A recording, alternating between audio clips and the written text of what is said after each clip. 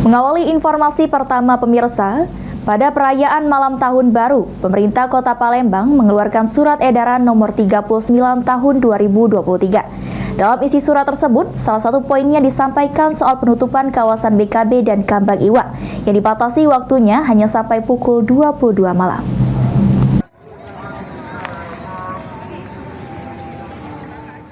Selain terkait penutupan kawasan objek wisata BKB dan Kambang Iwa, dalam surat edaran nomor 39 tahun 2023 juga berisikan larangan memarkirkan kendaraan di seputaran Jalan Parameswara serta Jakabaring.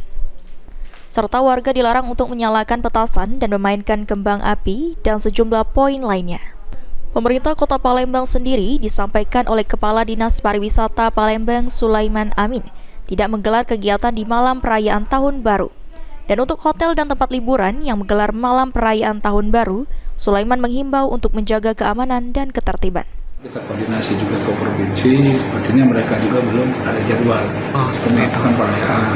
Mungkin perayaan itu dilakukan oleh pihak swasta atau oleh masyarakat ke hotel-hotel, itu silakan. Tapi kalau punya acara pemerintah sendiri, tidak ada.